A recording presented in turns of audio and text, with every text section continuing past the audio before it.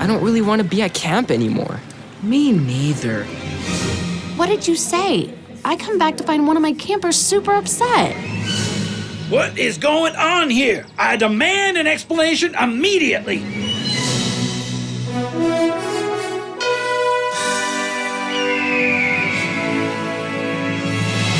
I'm Miss Jean. Join me on a trip to Discovery Mountain, where the air is clear enough to hear your imagination, and where every day is an exercise in faith. Join me for today's expedition in Discovery Mountain.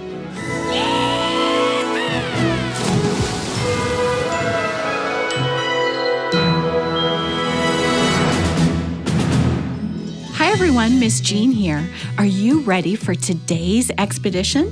It's summer camp time, and in this story series called An Arrow's Reach, some of our camp staff and campers are really exercising their faith. Major Ruhder just canceled several activities and put the Discovery Mountain camp on lockdown. Camp isn't turning out the way that anyone expected.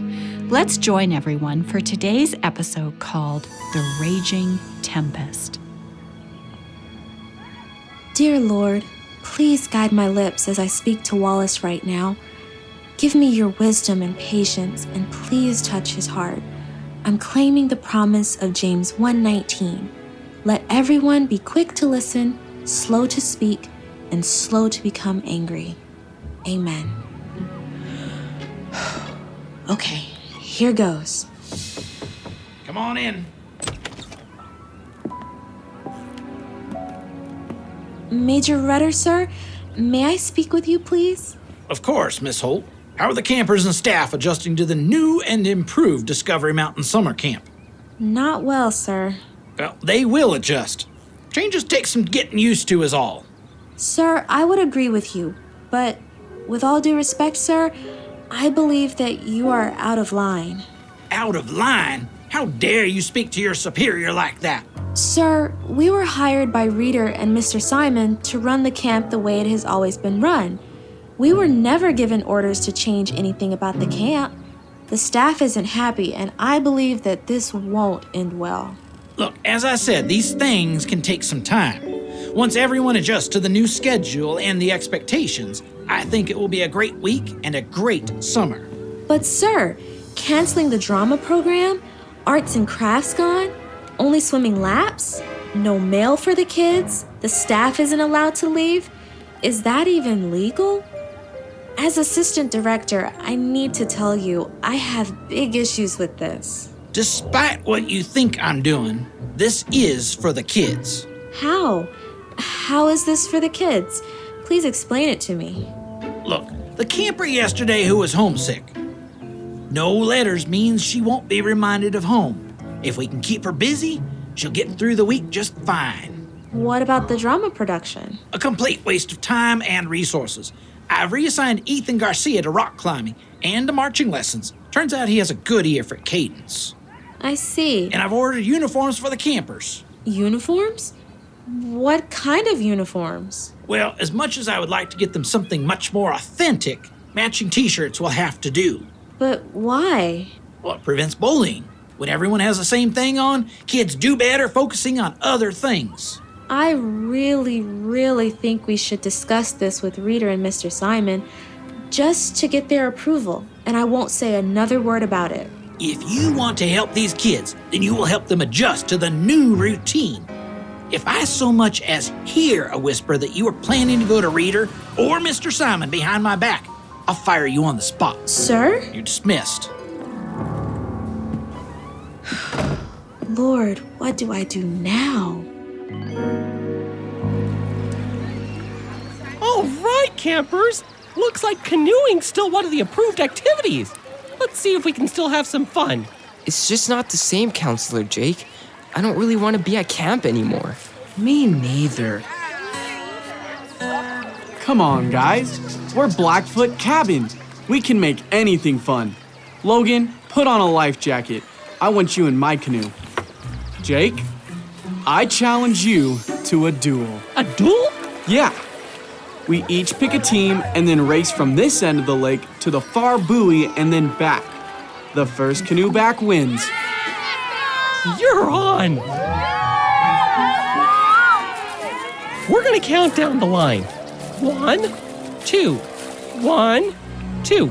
All right, all the twos are with me, and here's a life jacket for each of you. Take everything out of your pockets and leave it here at the picnic table outside the boathouse. Good idea. Don't want to get my brand new Sung Sammy Pro earbuds wet. I'll leave those right here. Hey, those are nice. I'm wanting a pair of those myself. Don't even think about it, Hugo. Why? Because you want them? Let's go, everyone in the boat.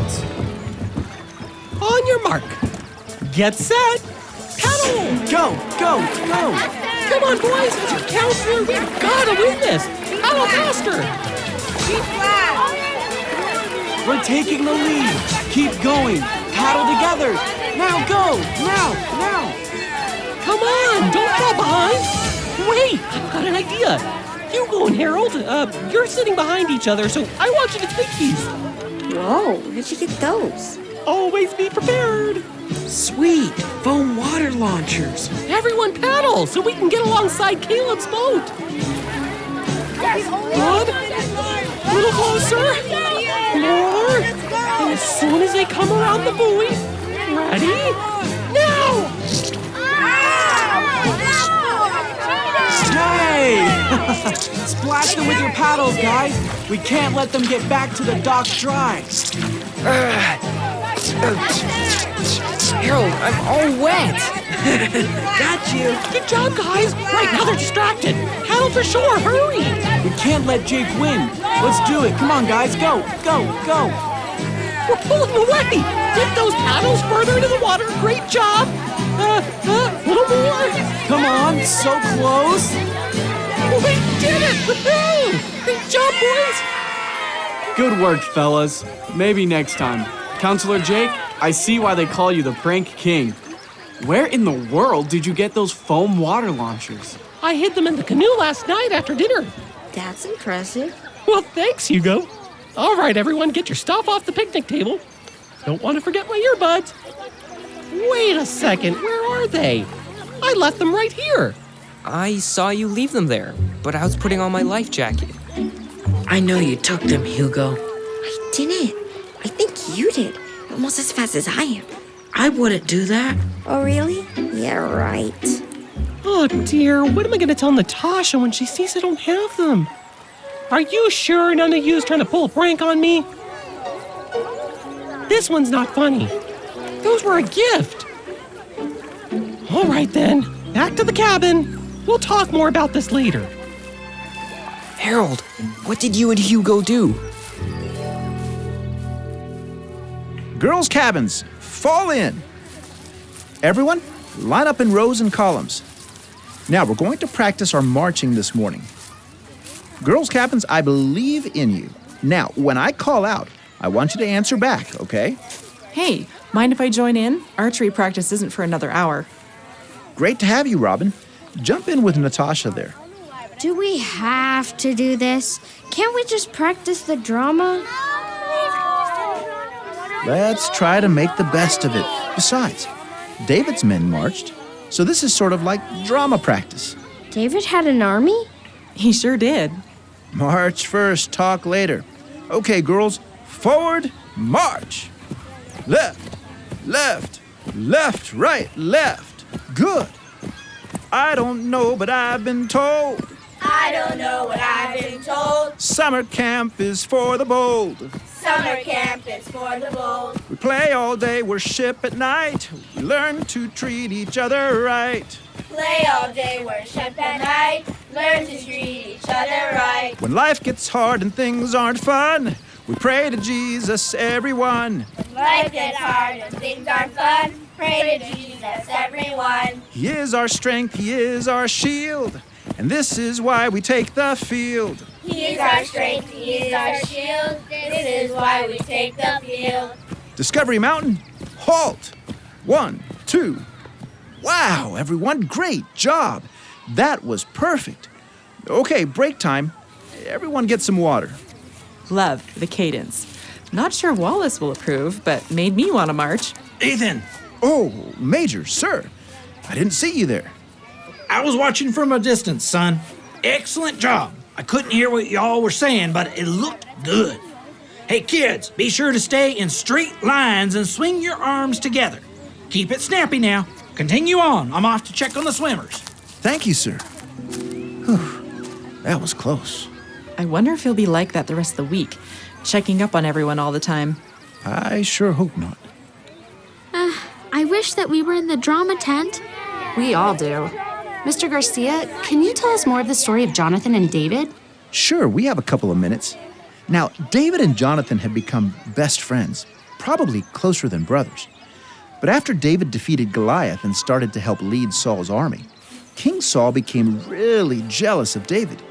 You see, after one of the battles when Saul and David came back to Jerusalem, the women in the town began to sing, and they sang that Saul had killed his thousands, but David had killed his 10,000s.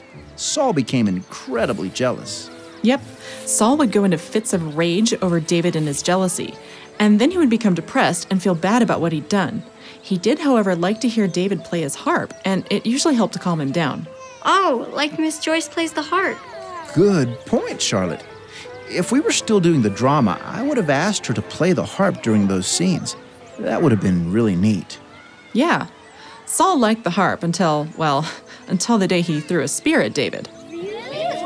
True, and he did it twice. I'm confused. If Saul liked to hear David play the harp, then why was he trying to turn him into a shish kebab? Well, that's because he knew that David would eventually take over his kingdom. So David ran away. And there's a cool archery story there, but we'll skip that for now. Eventually, David ended up in the wilderness with some of his men.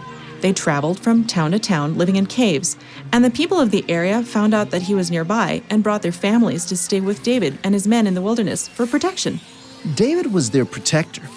The Bible tells us in 1 Samuel 22:2, and everyone that was in distress, and everyone that was in debt, and everyone that was discontented, gathered themselves unto David.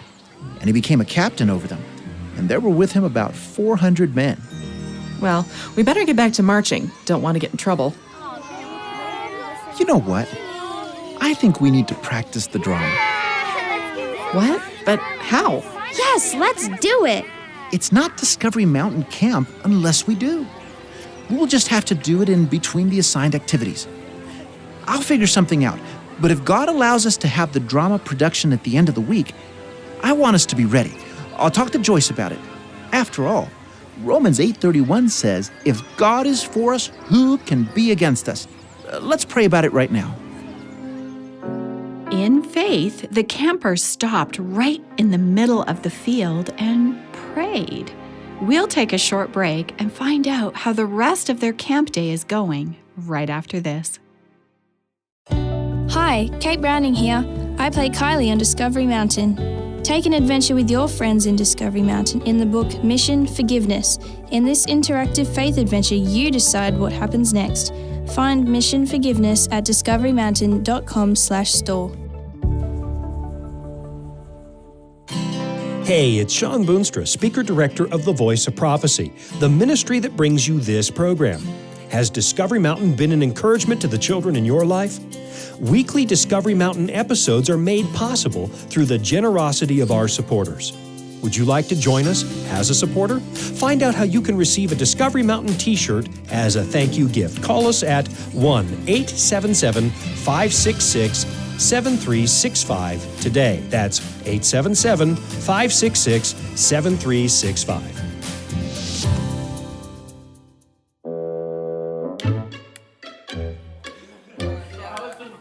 All right, boys, everyone clean up before we head to marching.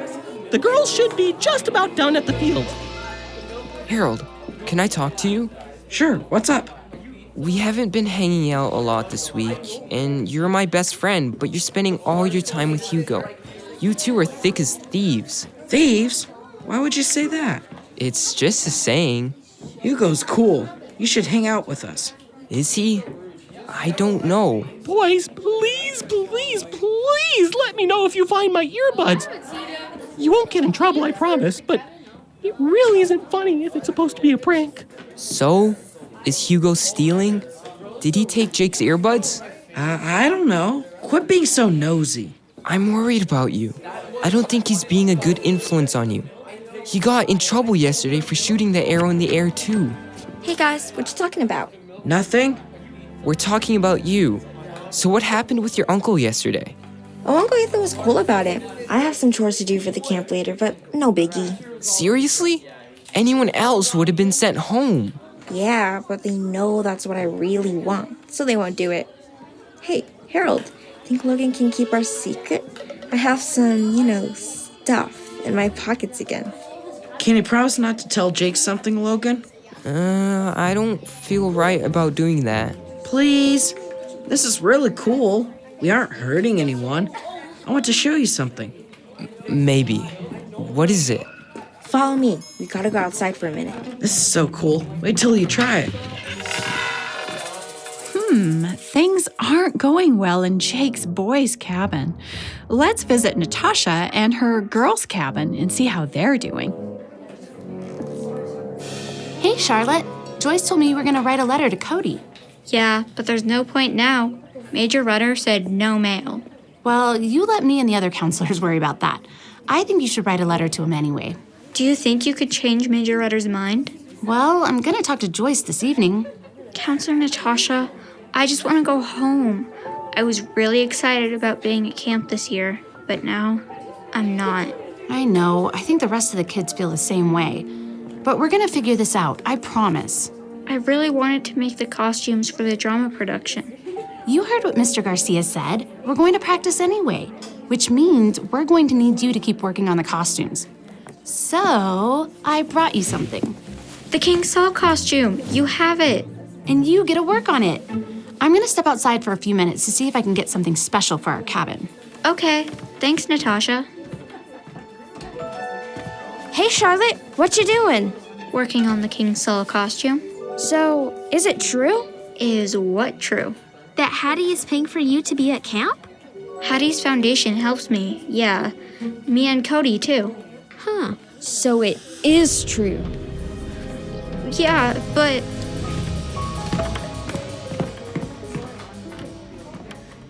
Piper, Yumi, what did you say? While I was outside planning a special surprise flight in Blue Birdie, I come back to find one of my campers super upset. We didn't mean to. We were just asking her a question. Piper, Yumi, come here. Look at how upset Charlotte is on her bunk. She's an orphan, and Hattie's foundation helped to sponsor her so she could come to a Christian camp, so that she could be with girls her own age who would show her Jesus. You both know better than this. So while the other girls take a ride in Blue Birdie, you two get to spend some time with me, Major Ruhder, and Joyce. Come on, everyone. Let's head to the lake. Poor Charlotte. I hope everything works out all right. Well, we'll take a short break and we'll check back on all of our campers right after this. Are you searching for answers to life's toughest questions? Questions like, does my life really matter to God? Well, the Voice of Prophecy Bible Guides will help you find the answers you're looking for. Visit BibleStudies.com and choose the free Bible study lessons that fit you best. Choose to study online or have the lessons mailed directly to you. That's BibleStudies.com. Hello, families. Miss Jean here. You know me best as your friendly narrator here in Discovery Mountain, but you might not know a lot about the parent ministry that I work for that brings you this program, the Voice of Prophecy. I invite you to get to know us by watching our newest program, Authentic. It's hosted by my husband, Sean Boonstra. Now, Authentic is a half-hour television program with transparent discussions and honest answers.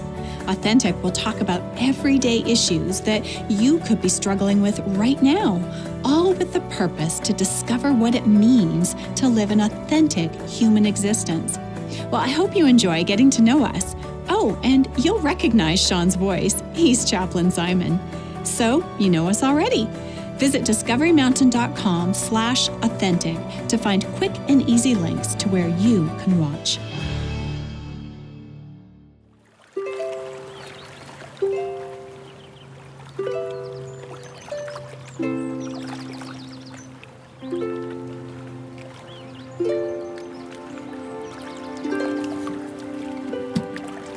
You're a fast learner, Tess. That's sounding very good already. Thanks. I love the sound of the harp. It's so peaceful. You know, it's really nice just to hang out with you. Dad is, well... Is your father strict at home? He can be. He means well, but he can be strict and critical at times. Sometimes I just wish he would hug me and tell me how proud he was of me for just being me. He does love you, Tess, and he is proud of you. I've heard him say so. Yeah, I know. But it's usually if I do something he wants to see me do, not something I'm interested in. I understand. My own father was that way sometimes. Your father reminds me of him in a way. Speaking of, Tess, is there a way we can change his mind about all the changes at camp he made last night? I don't think so. His determination to change things is very surprising. Almost like he has a hidden reason. What do you mean? I'm not sure.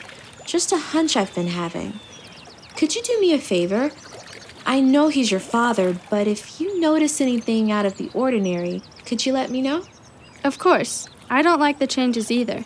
I've been talking to the campers, and Discovery Mountain Camp sounds like it was a lot of fun last year. I'm sorry to see how much he has changed it. Thanks, Tess. Maybe we can still get things back on track. Okay, in the meantime, let me show you something else on the harp. What was that? Tally ho! That was the great horned owl, native to these here woodlands. Hello? Who are you? Oh, sorry to startle you. I'm looking for a Major Ruhder. I'm Ranger Bob, and I teach the nature classes during the second half of the week. Oh, I see. I got a call at the ranger station that my services weren't going to be needed, but I normally work with Reader and Mr. Simon, so I thought since I'm in the area, I'd verify. Oh, I see. Well, I'm Joyce Holt, Assistant Director. This is Tess, daughter of Major Ruhder. Nice to meet you both. So can anyone explain to me what is going on here? I'm afraid that's becoming a long story. How did you get in here anyway? My dad has been patrolling all day to make sure nobody comes or goes. Yeah, I saw the welcome station was blocked, so I parked down the roadaways and hiked in and followed the pathways of the woodland creatures. We can get this sorted out in the morning with Major Ruhder. That's a long hike out for you. Oh, thank you, Joyce. And don't worry, I can camp for the night. I'm always prepared. Joyce, I'm sorry to interrupt. Oh, hey, Ranger Bob, how did you get here? Well, it's a long story. How can I help you, Natasha? Joyce, I need some help. I have 2 girls over there at the picnic table, Piper and Yumi. They need a little reminder on how to treat others. I was hoping that you could talk to them. Of course, I don't mind. Who are they not getting along with? Charlotte. Oh, poor Charlotte. She's already homesick. I know. Thank you so much. Oh, hey, Natasha. Jake, are you ready to take my campers for a ride in Blue Birdie? Yeah, but first I've got to talk to Joyce. I've got a camper problem. Join the club. Is it Hugo again, Jake? Yeah, I think he's stealing. My blue, something important to me has gone missing. And he was one of the last boys near where it was sitting. What did you lose, Jake? It was my blue. Hey, Joyce, can I get your help with something? Oh, hello. Who are you? I'm Ranger Bob, nature expert. Nice to meet you. You have a problem too, Robin? Yes, it's about the tournament.